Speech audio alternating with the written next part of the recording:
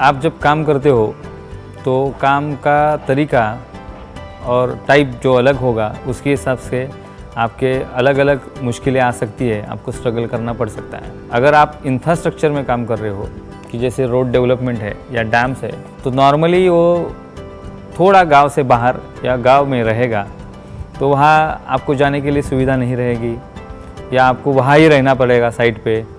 वहाँ शायद आपको फैसिलिटीज़ नहीं होंगी, जैसे कि रोज़ का खाना लाने के लिए थोड़ा दूरी से लाना पड़ेगा। लेकिन जो कंपनी वहाँ काम लेती है वो सुविधा थोड़ी कर लेती है, लेकिन थोड़ी दिक्कत हो सकती है।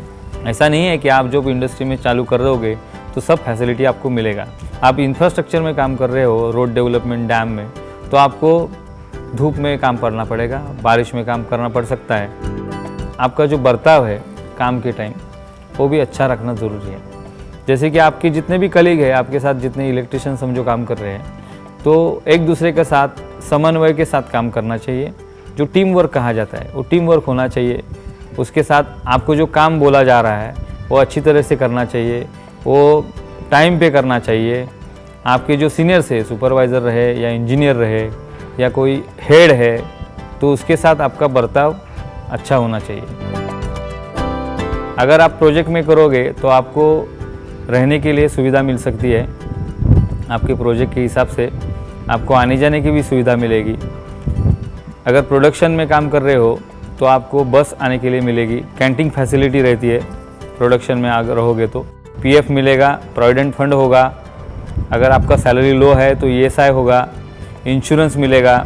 कई कंपनी में एक्सीडेंटल इंश्योरेंस होता है, कई कंपनी में आपको मेडिकल इंश्योरेंस, मेडिक्लेम जो बोलते हैं, अगर बीमार हो गए और हॉस्पिटलाइज करना पड़ेगा तो आपको चिंता करने की ज़रूरत नहीं होगी। तो उसका जो खर्चा है आपके मेडिक्लेम पॉलिसी के द्वारा हो सकता है। उसके साथ आपको फैसिलिटी मिलेगा, हॉलीडेज़ मिलेगा, जो नॉर्मली संडे हॉलीडेज़ है। उसके साथ आपके जो नेशनल डेज़ है उसके लिए छुट्टी मिलेगी। ये जैसे कि नॉर्मल फैसिलिटीज़ जो है वो आपको मिल सकती है। ड्राइंग्स जो आएंगे उसमें वो हिंदी में या मराठी में छप के नहीं आते, वो अंग्रेज़ी में लिखा होगा। कम से कम आपको पढ़ना तो आना चाहिए, ड्राइंग पढ़ना आना चाहिए। क्यों? अगर आपको अंग्रेज़ी आ ही नहीं रहा है तो आपको मालूम ही नहीं पड़ेगा कि उसमें क्या लिखा है, वो क्या शब्द है, क्या अर्थ है उसका।